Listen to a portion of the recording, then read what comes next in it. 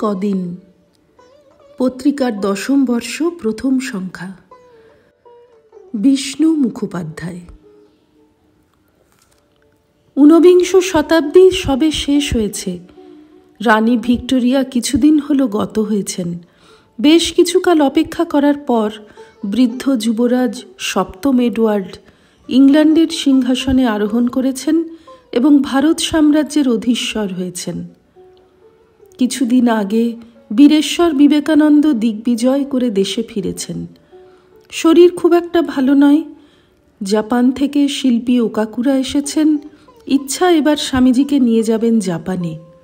স্বামীজি রাজি হলেন না। এখন তিনি চান শান্তিতে দেশে বাস করতে, হিমালয়ের আলমোড়া মায়াবতী অঞ্চলে। কিন্তু তা হলো না। বেলুড় মঠই তাঁর শেষ আশ্রয় হল। স্বামী অখণ্ডানন্দজি বলতেন, স্বামীজি মঠে এক প্রকাণ্ড চিড়িয়াখানা করেছিলেন। চীনে হাঁস, রাজহাঁস, পাতিহাঁস, নানা রকমের পায়রা, কুকুর, সারস, বেড়াল ইত্যাদি পুষেছিলেন।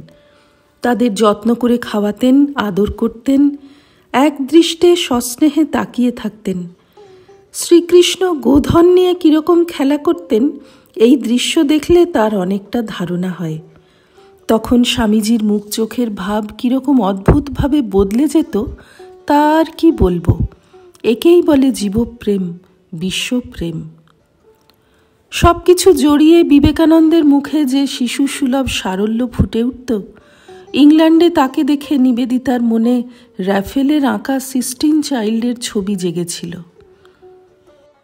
মাঝে মাঝে পোষা ছাগির, স্বামীজি যার নাম দিয়েছিলেন হংসী, কাছে গিয়ে দুধের জন্য সাধ্য সাধনা করতেন, যেন দুধ দেওয়া না দেওয়া তার ইচ্ছাধীন। কিন্তু চায়ের জন্য স্বামীজির ওর দুধই যে চাই। মঠে স্বামীজির প্রিয় কুকুর ছিল বাঘা। সে অন্য সব প্রাণীর ওপর সর্দারি করত। তার ধারণা ছিল মঠে তার একটি বিশিষ্ট স্থান আছে। একবার অত্যধিক জ্বালাতন করার ফলে তাকে গঙ্গার অন্য পাড়ে নির্বাসন দিতে হলো। কিন্তু এ ব্যবস্থা তার মোটেই মনোপুত নয়। সে মঠকে ভালোবাসত, বিশেষ করে স্বামীজিকে ছেড়ে একেবারেই থাকতে পারত না। সারাদিন গভীর দুঃখে বেদনায় কাটিয়ে বিকেলে এক নৌকায় ফিরতি মুখে চেপে বসল বাঘা। মাঝি এবং যাত্রীরা তাকে তাড়াবার অনেক চেষ্টা করল। সে কিন্তু দাঁত বার করে সকলকে ভয় দেখাতে লাগল। অগত্যা আবার বেলুড়ের ঘাট। সকলের সঙ্গে সে ফিরে এলো এবং রাত্রিটা এদিক ওদিক লুকিয়ে কাটালো। ভোরবেলা স্বামীজি ঘর থেকে বেরিয়েছেন, পায়ে কি যেন একটা ঠেকল। চমকে উঠলেন। তারপর কুঁই কুঁই শব্দে শুরু হলো মার্জনা ভিক্ষা। স্বামীজি ঠাহর করে দেখেন বাঘা। সে ঠিক বুঝেছিল স্বামীজি তার রক্ষাকর্তা। সেই জন্য কেউ তাকে দেখার আগেই সে স্বামীজির শরণাগত হতে গিয়েছিল। তারপর পিঠ চাপড়ানো হলো, আদর হলো, দেওয়া হলো আশ্বাস। সকলকে বলে দেওয়া হলো বাঘা যাই করুক, আর তাকে তাড়ানো চলবে না। এই বাঘা কিন্তু স্বামীজির আশঙ্কা মতো তাঁর সামনে মরেনি। স্বামীজির দেহান্তের বেশ কয়েক বছর পর মঠবাস করে এই ধর্মপুত্র সারমেয়টি গত হয়। তাকে গঙ্গায় বিসর্জন দেওয়া হয়। কিন্তু পরদিন দেখা গেল মঠের সীমানার মধ্যে পলি মাটিতে তার মৃতদেহটি পড়ে আছে। তখন তার পারলৌকিক জেদের কাছে নতি স্বীকার করে মঠের জমিতেই তাকে সমাধি দেওয়া হলো।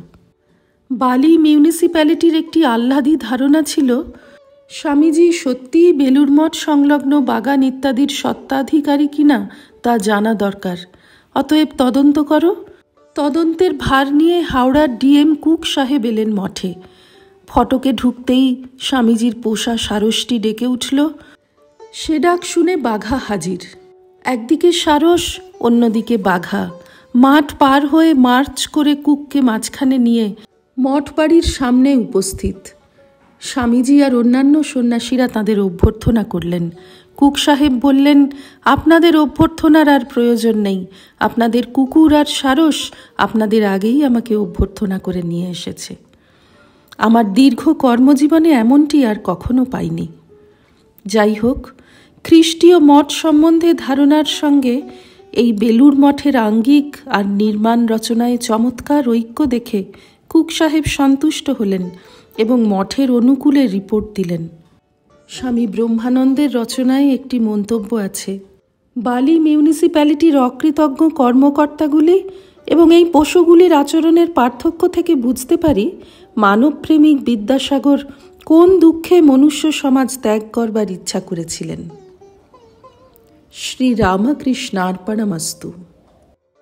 নিবোধত আজকের পাঠ আপনার ফোনে রোজ পেতে চাইলে সাবস্ক্রাইব ও বেল আইকন দুটোই ক্লিক করুন। রামকৃষ্ণ ভাবধারা প্রচারের সঙ্গে থাকুন।